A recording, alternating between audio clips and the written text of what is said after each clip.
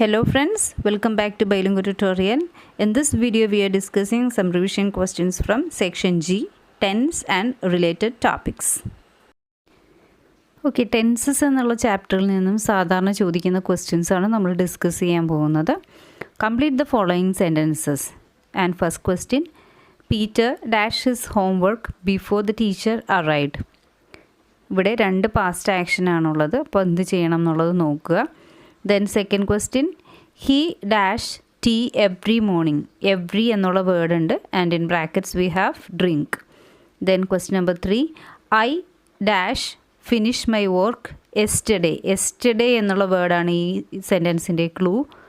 Then fourth question, Hamlet dash by Shakespeare. By Shakespeare. So മനസ്സിലാക്കുക this is a passive sentence എന്നുള്ളത്. അതാണ് ഇതിൻ്റെ clue.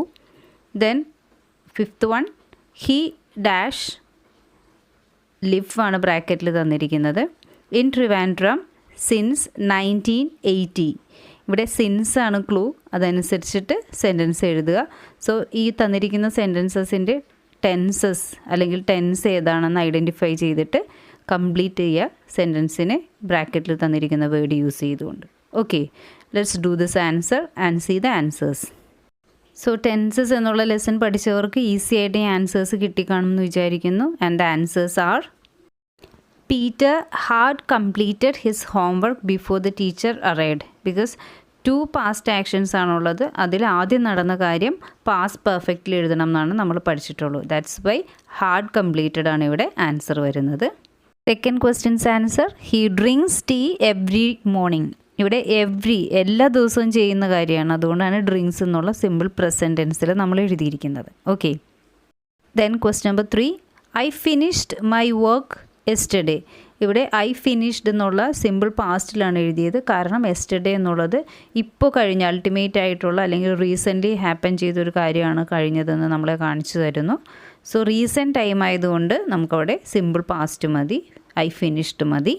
Then question number 4, in bracket we have write and by Shakespeare. അതിൽ നിന്ന് നമുക്കിത് passive sentence ആണെന്ന് മനസ്സിലായി. So the answer is Hamlet was written. Hamlet was written by Shakespeare. Answer for question number 5, he had been living in Trivandrum since 1980. Since 1980 എന്ന് തന്നിരിക്കുന്നത് കൊണ്ട് തന്നെ perfect continuous ആണെന്ന് മനസ്സിലാക്കുക. And here we are getting only one perfect continuous in the bracket. It is past perfect continuous. So the answer is he had been living in Trivandrum since 1980. So tenses എന്നുള്ള ചാപ്റ്ററിൽ നിന്ന് ചോദിക്കാവുന്ന വേറെ type of question ആണ് convert to present perfect. Present perfect മാത്രമല്ല any tense ആവാട്ടോ ഏതൊരു ടെൻസിലേക്ക് മാറ്റാൻ പറഞ്ഞിട്ട് ക്വസ്റ്റ്യൻ വരാം. You will be getting some more sentences. പല സെൻറ്റൻസസ് കിട്ടും. You will be getting some sentences. ആ സെൻറ്റൻസസ് നിങ്ങളെ പറഞ്ഞിട്ടുള്ള അല്ലെങ്കിൽ സജസ്റ്റ് ചെയ്തിട്ടുള്ള ടെൻസിലേക്ക് കൺവേർട്ട് ചെയ്യേണ്ടി വരും. And here we have to change the sentences to present perfect tense.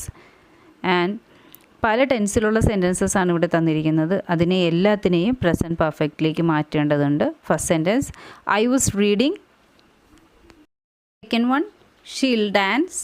Third one, Manu and Manju lived together. Fourth one, I am a teacher.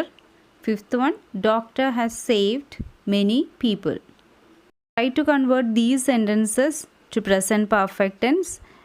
Just try to write the answer by yourself, then follow the answer I am giving here. The answers are, for first one, I have read. Spelling I have READ, read തന്നെയാണ്. റീഡിൻ്റെ spelling തന്നെയാണ്. Then question number 2, she will dance. Here she has danced എന്നാക്കണം. Then Manu and Manju lived together. That need to be changed as Manu and Manju have lived together.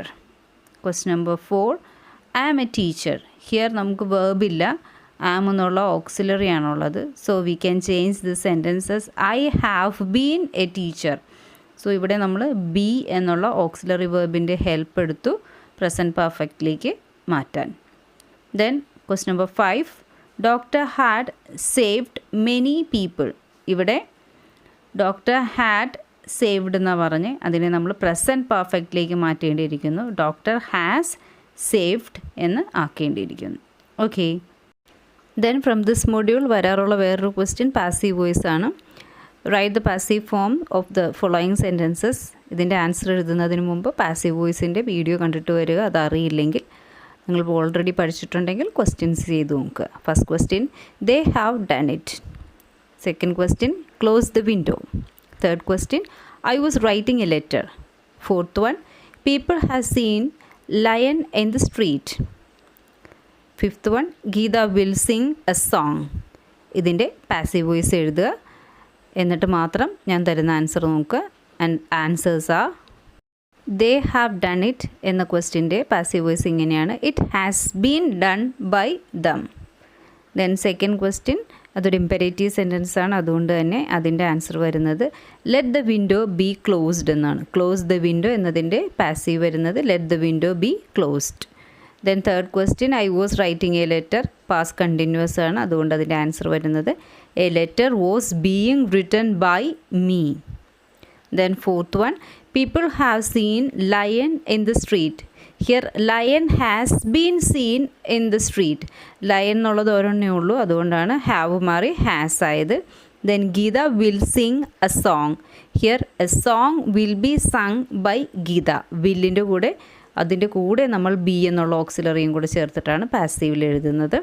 So passive എന്നുള്ള lesson കണ്ടിട്ടുള്ളവർക്ക് എഴുതാൻ എളുപ്പമായിരുന്നു കാണും. Then ഇപ്പം നമ്മൾ പാസീവിലേക്കാണ് മാറ്റിയത്. ഇത് കൂടാതെ ആക്റ്റീവിലേക്ക് change ചെയ്യാൻ പറഞ്ഞ് പാസീവ് സെൻറ്റൻസസും തരാറുണ്ട്. അതിൻ്റെയും കുറച്ച് ക്വസ്റ്റ്യൻസ് നമുക്ക് ഡിസ്കസ് ചെയ്ത് പോവാം. Here question is to change to active voice. Active വോയിസിലേക്ക് മാറ്റാനാണ് question. First question, the streets are cleaned every day. Question number 2, he is loved by all. Question number 3, let the letter be posted. Question number 4, the room has been locked. ഇവിടെ തന്നിരിക്കുന്നതൊക്കെ passive sentences ആണ്. അതിനെ active വോയിസിലേക്ക് change ചെയ്യുക. And try to write the answers by yourself. Then see the answers I am giving here. Answers are, the streets are cleaned every day. അതിൻ്റെ active voice വരുന്നത് they clean the streets every day.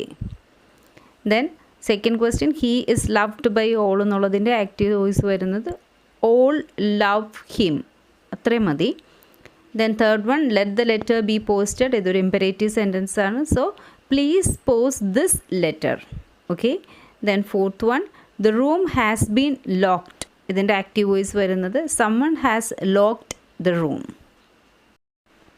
ഇതിൻ്റെ answers കിട്ടുന്നില്ലെങ്കിൽ ആ video കണ്ട് നന്നായിട്ട് പഠിക്കുക. Passive വോയിസും important ആയിട്ടുള്ള ടോപ്പിക്സാണ്.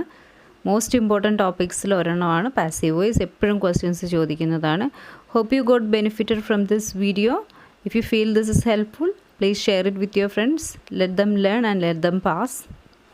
അവരും പഠിക്കട്ടെ, അവരും ജയിക്കട്ടെ. Thanks for watching.